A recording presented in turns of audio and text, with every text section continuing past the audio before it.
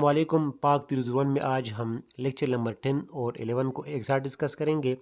Lecture number 10 में है 1937 election और कांग्रेस पॉलिसीज़ टुवर्ड मुस्लिम्स, यानी 1937 में कैसे इलेक्शन हुआ और इस इलेक्शन में कांग्रेस ने जीता, फिर जीतने के बाद मुसलमानों से उनका क्या रवैया था। इसी तरह लेक्चर नंबर 11 में है लाहौर रेजोल्यूशन और क्रिप्स मिशन। ये दोनों टॉपिक्स एक दूसरे से रिजेंबल है, अगर हम एक साथ पढ़ेंगे तो बहुत अच्छी तरीके से समझ में आएगा। इससे पहले हम हिस्ट्री पढ़ चुके हैं, जिसमें हमने ये पढ़ा था कि 1919 का जो कानून था वो ख़त्म हुआ और वो कन्वर्ट हुआ 1935 में, और उसमें बहुत सारे पॉइंट थे। लेक्चर नंबर 14 में हम डिस्कस करेंगे, लेकिन आज के लेक्चर को समझने के लिए हम 3 पॉइंट्स सामने रखते हैं। सबसे पहले डायरकी सिस्टम 1935 के आइन में आया। डायरकी सिस्टम मतलब अपर हाउस और लोअर हाउस, प्रोविंशियल ऑटोनॉमी, सूबों को खुद मुख्तारी मिली, और सेपरेट इलेक्टोरेट्स, माइनॉरिटीज़ अपने लिए अलहदा रिप्रेजेंटेटिव मुंतखब कर सकता है। ये 3 मेन पॉइंट्स थे, और इस एक्ट को मुस्लिम लीग ने भी माना और कांग्रेस ने भी माना, और वो राज़ी हुए कि सूबे जो है वो खुद मुख्तार है, अब सूबे के अंदर प्रोविंशियल इलेक्शन होना चाहिए। उस टाइम यूनाइटेड इंडिया में 11 सूबे थे, लिस्ट आपके सामने मौजूद है, और इन्हीं 11 सूबों में प्रोविंशियल इलेक्शन हुआ restricted franchise and separate electorate के बुनियाद पर। रिस्ट्रिक्टेड फ्रेंचाइज का मतलब है कि कुछ ही लोगों ने इसमें हिस्सा लिया वोट डालने का। सेपरेट इलेक्टोरेट आपको मालूम है कि इसको का क्या मतलब है। कांग्रेस ने अपने आप को ऑल इंडिया फोर्स रिप्रेजेंट किया कि हम सब के सब रिलीजन के लिए काम करेंगे, और मुस्लिम लीग ने सिर्फ और सिर्फ मुस्लिम सीट के लिए कंटेस्ट किया, और ये इलेक्शन कंप्लीट हुआ फरवरी 1937 में। रिजल्ट की बात हम कर ले तो कांग्रेस ने 5 सूबों में मेजॉरिटी हासिल की, मद्रास, यूपी, सीपी, बिहार और उड़ीसा में, और उस वक़्त की सबसे लार्जेस्ट पार्टी बन गई मुंबई के अंदर, जिन्होंने 1585 जनरल सीट में 704 सीट विन किए। और ये एमसीक्यूज हर बार आता है कि कितने सीट विन किए थे, 704 नंबर आपको याद रखना है। अगर हम मुस्लिम लीग की रिजल्ट की बात कर ले तो उन्होंने पुअरली परफॉर्म किया और तकरीबन 21% के मुस्लिम सीट हासिल किए, यानी किसी भी मुकाम पर मेजॉरिटी हासिल नहीं की। और इसकी 2 वजूहात हैंड आउट वाले बता रहे हैं, एमसीक्यूज के लिए आपको 100% जहन में रखना है। एक वजह है कि ऑर्गेनाइजेशन प्रॉब्लम, और दूसरी opposition by local Muslim groups. Organisation problem का मतलब है कि उन्होंने इलेक्शन सही तरीके से ऑर्गेनाइज नहीं किया था, तरतीब से नहीं किया था, यानी उन्होंने कैंपेन भी नहीं चलाए थे, लोगों को समझाया भी नहीं था, तो ये एक प्रॉब्लम। और दूसरा, कुछ लोकल ग्रुप बन गए थे मुस्लिम के अंदर जो सेपरेशन, इंडिपेंडेंस, आज़ादी नहीं चाहते थे, तो वो भी इन इलेक्शन में मुस्लिम के ख़िलाफ़ थे। ये 2 वजूहात आप याद रखें, जिसके बिना पर 1937 में मुसलमानों ने पुअरली परफॉर्म किया इलेक्शन के अंदर। अच्छा, इलेक्शन हुआ है, अब तो गवर्नमेंट बनाना है। फरवरी में इलेक्शन ख़त्म हुआ और जुलाई में कांग्रेस ने 6 सूबों के अंदर गवर्नमेंट बनाई, ये आपको याद रखना है, 6 प्रोविंसेस। और नॉर्थ वेस्ट फ्रंटियर में खुदाई खिदमतगार एक पार्टी थी और प्लस कांग्रेस, उन्होंने कोलिशन गवर्नमेंट बनाई। कोलिशन गवर्नमेंट का मतलब है कि कुछ मेंबर एक पार्टी के और कुछ मेंबर दूसरी पार्टी। तो यहाँ पे कुछ मेंबर खुदाई खिदमतगार के और कुछ कांग्रेस के थे। यहाँ पे कोलिशन गवर्नमेंट बनाई, और ये मोस्ट इंपॉर्टेंट एमसीक्यूज है। कांग्रेस ने गवर्नमेंट बनाई और 2 साल 4 मंथ बाद इस गवर्नमेंट से रिजाइन किया, और इस 2 साल 4 महीनों में मुसलमानों के खिलाफ इतनी कार्रवाई की थी इस कांग्रेस गवर्नमेंट ने कि जैसे उन्होंने रिजाइन दी तो 22 दिसंबर 1939 को मुस्लिम ने यूमी निजात का दिन मनाया, डे ऑफ डिलीवरेंस। ये एमसीक्यूज आपको याद रखने हैं। अब यहाँ पे 4 क्वेश्चन आपके ज़हन में आएंगे। एक है कि मुस्लिम लीग ने क्यों पोअरली परफॉर्म किया, उसका आंसर आपको मिल चुका है। दूसरा, यहाँ पे मैं आपको मेंशन करता हूँ कि कांग्रेस की क्या पॉलिसीज थी इन 2 साल गवर्नमेंट के अंदर, स्पेशली मुसलमानों की। दूसरा सवाल आपके माइंड में ये होगा कि इन 2 साल 4 महीनों में तो मुस्लिम लीग ने कहीं भी हुकूमत नहीं बनाई थी, तो इस दौरान मुस्लिम लीग ने क्या परफॉर्म किया, क्या कर रहे थे मुस्लिम लीग। और तीसरा बहुत इंपॉर्टेंट सवाल कि कांग्रेस ने गवर्नमेंट से क्यों रिजाइन किया 2 साल 4 महीने बाद। अब तो सिर्फ एमसीक्यूज आते हैं, लेकिन ये क्वेश्चन मैंने कॉन्सेप्ट समझाने के लिए आपको सामने रखे हैं। इसी क्वेश्चन के बेस पे आपको मैं कॉन्सेप्ट समझाऊंगा, और कॉन्सेप्ट का हर एक लाइन आपके लिए 100% एमसीक्यूज के लिए इंपॉर्टेंट होगा, तो गौर से सुनना है। सबसे पहले देखते हैं कि जुलाई 1937 से नवंबर 1939 तक जो गवर्नमेंट बनाई थी कांग्रेस ने प्रोविंशियल इलेक्शन 1937 की बुनियाद पर, तो इनकी पॉलिसीज़ क्या थी। सबसे पहले उन्होंने एंटी मुस्लिम ड्राइव लॉन्च किया, मुसलमानों के ख़िलाफ़ एक कमेटी या ड्राइव या जो है वो आप कह सकते हैं कि एक तहरीक शुरू की। इसके साथ साथ कांग्रेस ने मुस्लिम मास कंटेक्ट तहरीक भी शुरू की कि मुस्लिम लीग को डिफेम की जाए, इसको बदनाम किया जाए। थर्ड नंबर पे उन्होंने एक तराना शुरू किया मुख्तलिफ ऑफिस और इदारों के अंदर, उसका नाम यहाँ पे मौजूद है। इसके साथ साथ हिंदी लैंग्वेज को फ़रोग दिया और एक स्कीम बनाई थी जिसका नाम है वर्दा एजुकेशनल स्कीम, और इसका मकसद था कि मुसलमानों को हिंदू में कन्वर्ट किया जाए, और ये एमसीक्यूज़ के लिए बहुत ज़्यादा इम्पॉर्टेंट है। और इसके साथ साथ मुसलमानों को जॉब देने में भी इम्तियाजी सलूक उन्होंने इख्तियार किया था। तो ये पॉलिसीज़ उन्होंने अपने गवर्नमेंट के दौरान इख्तियार की थी अगेंस्ट मुस्लिम्स। अच्छा, सेकंड नंबर आपके ज़हन में जो सवाल है कि कांग्रेस गवर्नमेंट के दौरान मुस्लिम लीग क्या कर रहे थे, तो उन्होंने क्लोज मॉनिटरिंग सिस्टम बनाया था कि जहाँ पे मुस्लिमों के साथ ज़्यादती जुल्म हो रहा है उसको मॉनिटर करे, उसके ऊपर आंख रखे और उसका रिपोर्ट मुस्लिम लीग को पेश किया जाए। सबसे पहले 28 मार्च 1938 को उन्होंने 8 मेंबर कमेटी बनाई जिसका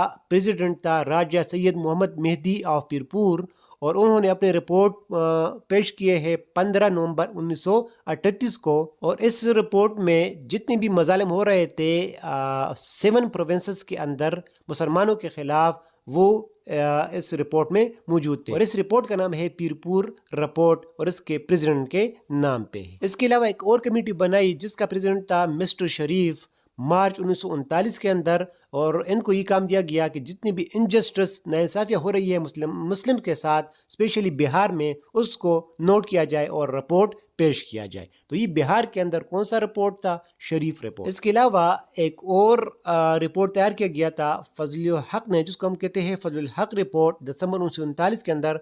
उन्होंने बाकायदा तौर पर एक किताब लिखा जिसका नाम था Muslim suffering under the rule of Congress, और इसमें बहुत से ख़तरनाक सिचुएशन का जिक्र किया गया, जैसे कि अजान उन्होंने फॉरवर्ड किया था, मस्जिद के ऊपर अटैक हो रहे हैं, और इस तरह बहुत सारे चीज़ें जो है उस वक्त मुसलमानों के खिलाफ हो रहे थे, वो इस रिपोर्ट में मौजूद थे। तो ये सब रिपोर्ट्स ये शो कर रहे हैं कि कांग्रेस गवर्नमेंट ने अपना एक हिंदू राज बनाया है। ऊपर रिपोर्ट से आप अंदाज़ा लगा सकते हैं। फिर इन रिपोर्ट के बाद मुस्लिम लीग ने लखनऊ के मुकाम पर अक्टूबर 1937 में एक सेशन मुंतखब किया कि हम इसको रिव्यू करेंगे, आगे क्या सोचेंगे। उसके लिए इसमें फजल हक ने पार्टिसिपेट किया और सिकंदर हयात और सादुल्लाह ने भी सपोर्ट का ऐलान किया था मुस्लिम लीग के साथ। तो जो सवाल था कि मुस्लिम लीग क्या कर रहे थे कांग्रेस गवर्नमेंट के दौरान, तो वो ये मुख्तलिफ किस्म रिपोर्ट तैयार कर रहे थे। 3 की 3 रिपोर्ट आपको याद रखना है, डेट और कहाँ पे इन्होंने काम किया है। आखिरी 2 जो लाइन में लेके है ये एमसीक्यूज़ के लिए बहुत ज़्यादा इंपॉर्टेंट है। ऊपर रिपोर्ट का हर एक लाइन एमसीक्यूज़ के लिए 100% इंपॉर्टेंट है। जब ये सारे हालात मुस्लिम ने देखे तो उन्होंने अब 100% सोच लिया है कि हमें एक अलग मुमलिकत लाजमी होना चाहिए, और यहाँ पे उसके रिलेटेड कुछ लाइन में आपके साथ डिस्कस करता हूँ। मकसद बस यही है सारे लाइन का कि हमें एक अलग वतन चाहिए, लेकिन एमसीक्यूज़ के लिए लाइन इंपॉर्टेंट है। The experience of Congress rule compelled the Muslim to launch the movement for separate homeland. Qaid-e-Azam's article in Time and Tide concluded that Muslims are a nation. No constitution can be enforced by ignoring Muslim. His comment on March 13, 1940 are remarkable. If some such satisfactory settlement cannot be found for Muslim in United India, the Muslim will have no demand for division of the country. ये हर दफ़ा MCQs आता है, ये statement दिया हुआ है कि ये किसने ये स्टेटमेंट दिया है, तो आप ऑप्शन सेलेक्ट करेंगे Qaid-e-Azam Muhammad Ali Jinnah. Jinnah said, Indian problem is not communal but international. No constitution can work without recognize this reality.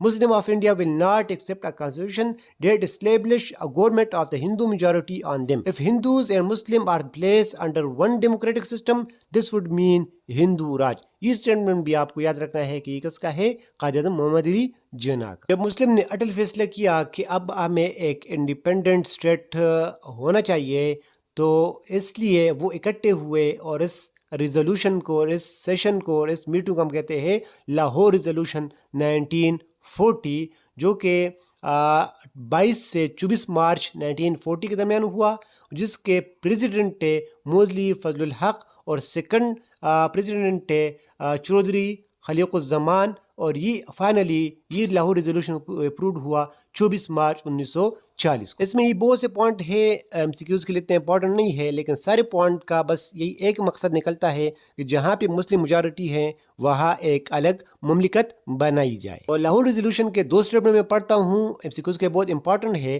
This resolution did not specify any demarcation of the territory but it defined the future plan of struggle for the establishment of the Muslim state. Later the word states was replaced by state in 1946. There was no use of the word Pakistan, but Pakistan was kernel of the resolution. یعنی Lahore resolution میں پاکستان کا لفظ استعمال نہیں ہوا، لیکن پاکستان بنانا ان کا اٹل فیصلہ تھا اور مین آبجیکٹو تھا اس ریزولوشن کا۔ اگر میں سمرائز کروں، کانگریس کا جو رول تھا، گورنمنٹ تھا، وہ مسلمانوں کے لیے بہت سخت تھا۔ اس ٹائم مسلم لیگ نے کچھ رپورٹ تیار کیے، کچھ ججمنٹ کیے، اس بیس پر یہ فیصلہ کیا لاہور ریزولوشن کے بیس پر کہ ہمیں ایک الگ مملکت ہونا چاہیے۔ اب آتے ہیں تھرڈ اور لاسٹ کوسچن کے اوپر کہ کانگریس نے کیوں ریزائن کیا تھا گورنمنٹ سے۔ تو ورلڈ وار 2 سٹارٹ ہوا سپٹمبر 1939 میں، اور اس جنگ میں بہت زیادہ جو مین پاور ہے یعنی طاقت اور لوگوں کی اور آرمی کی ضرورت تھی۔ اس ٹائم انڈیا کے جو وائسرائے تھے انہوں نے اناؤنس کیا کہ انڈیا جرمنی کا ساتھ دیں گے، لیکن کانگریس کے ساتھ کوئی بھی مشورہ نہیں کیا۔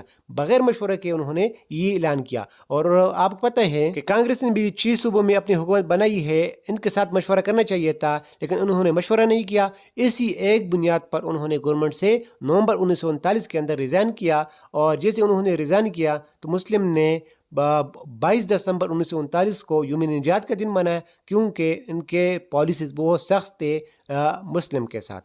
برٹش نے جب دیکھا کہ انہوں نے وار میں پارٹیسپیٹ کرنے سے انکار کر دیا، گورنمنٹ بھی چھوڑ دی، تو انہوں نے ایک آفر دیا اگست 1940 کے اندر۔ اس میں یہ بہت سارے پوائنٹس ہے، پہلے 4، اس میں یہی مقصد ہے کہ ہم کانگریس اور جو اور انڈین ہے مائنورٹیز ہے ان کو زیادہ حصہ دیں گے، آئین کے اندر ان کا خیال رکھیں گے، لیکن 5 نمبر پوائنٹ تھا کہ وہ انڈین جو ہے وہ اس جنگ میں ہماری یعنی جرمنی کا ساتھ دیں گے۔ جب یہ آفر پیش کیا گیا کانگریس کو برٹش کی طرف سے، تو انہوں نے بھی یعنی کانگریس نے بھی اس آفر کو بھی ریجیکٹ کیا اور نان کوآپریشن موومنٹ شروع کی 1940-41 کے اندر۔ یہ MCQs بار بار پوچھا جاتا ہے۔ نان کوآپریشن کا مقصد ہے کہ ہم جنگ میں جرمنی کا ساتھ دینے کے لیے یا جنگ میں پارٹیسپیٹ کرنے کے لیے بالکل بھی تیار نہیں ہے، آپ جو بھی آفر دینا چاہتے ہیں۔ جب یہ آفر بھی ٹکرایا کانگریس نے، تو پھر آیا کرپس مارچ 1942 میں، اور اس نے بھی اپنا کچھ پوائنٹس پیش کیے، اور ان پوائنٹس کا مین مقصد یہی تھا کہ انڈین جو ہے وہ کوآپریٹ کر لے ورلڈ وار 2 میں، اور اس مشن کو ہم کہتے ہیں کرپس مشن۔ یعنی کرپس نے اپنے جو پوائنٹس پیش کیے ہیں وار میں پارٹیسپیٹ کرنے کے لیے، تو اس مشن کو کرپس مشن کا نام دیتے ہیں، مارچ 1942 میں ہوا۔ کرپس نے جو اپنے پوائنٹس اور آفر پیش کیا تو کانگریس کا ریئیکشن دیکھتے ہیں۔ کانگریس نے اس کو ریجیکٹ کیا اور کہا کہ ہم وار میں بھی پارٹیسپیٹ نہیں کریں گے، اور وار کے بعد جنگ کے بعد آپ صحیح طریقے سے گورنمنٹ بنائیں، اور اس طرح ڈیفنس افیئر جو ہے جتنے بھی ڈیفنس معاملات ہیں وہ انڈین کے کنٹرول میں ہوں گے۔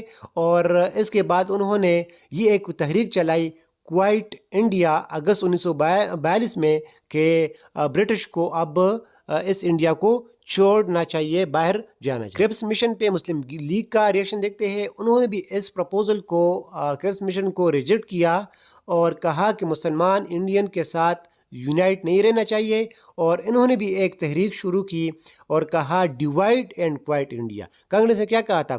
Quite India. انہوں نے کہا کہ ڈیوائڈ اینڈ کوائٹ انڈیا، سب سے پہلے تقسیم کرو پھر انڈیا کو چھوڑو۔ جب یہ سارے معاملات ہوئے، کرپس مشن بھی کسی نے بھی ایکسیپٹ نہیں کیا، کوئی بھی قانون نہیں بنا، اور جنگ کا سچویشن تھا، تو گاندھی اور جناح کے درمیان کچھ مذاکرات ہوئے، کچھ باتیں ہوئے، جس کو ہم کہتے ہیں گاندھی جناح ٹاکس، سپٹمبر 1944 کو، اور اس میں یہ اسٹیٹمنٹ آپ یاد رکھیں۔ گاندھی نے کہا کہ ہم ہندوز اور مسلم کو الگ الگ نہیں کریں گے اور یہ انڈیا یونائٹڈ رہے گا، لیکن جناح نے کہا کہ even a single inch from their ideological and constitutional demand، مسلم ایک انچ بھی ادھر ادھر نہیں ہوگی اپنے جو سوچ ہے، جو نظریہ ہے پاکستان بننے کا۔ یہ جو آپس میں باتیں ہوئی اس کو ہم کہتے ہیں گاندھی جناح ٹاک۔ تو یہ تھے آج کے 2 لیکچر۔ اس میں ہم نے دیکھا کہ کس طرح پروونس کے اندر الیکشن ہوا 1937 کا، کس طرح کانگریس نے جیتا اور ان کے پالیسیز کیا رہی۔ ان پالیسیز کے دوران مسلم لیگ نے کیا کہا اور اس رپورٹ کی بنا پر لاہور ریزولوشن رکھا جس میں انہوں نے بالکل اٹل فیصلہ کیا کہ اب ہمیں الگ ہونا ہے. اور اس طرح جب ورلڈ وار 2 شروع ہوا تو کانگریس کے ساتھ مشورہ نہیں کیا گیا. انہوں نے اس بات پر ریزائن کیا اور اس کے بعد کرپس مشن آیا, کچھ آفر ملے لیکن کسی نے بھی ان آفر کو ایکسیپٹ نہیں کیا. اس میں ایک پوائنٹ تھا کہ کانگریس کہہ رہے تھے کہ وار ختم ہونے کے بعد کچھ صحیح طریقے سے گورنمنٹ بنانا چاہیے یونائٹڈ انڈیا کے اندر. اب ہم نیکسٹ لیکچر میں دیکھیں گے کہ وار جیسے ختم ہوتا ہے تو پھر کس طرح گورنمنٹ بنایا جاتا ہے انڈیا کے اندر. امید ہے آج کا کانسیپٹ آپ کو کلیئر ہوا ہوگا اور ہر ایک لائن آپ کے لیے MCQs ہے, آپ کو ڈیفینیٹلی وہ یاد ہونا چاہیے. چینل کو سبسکرائب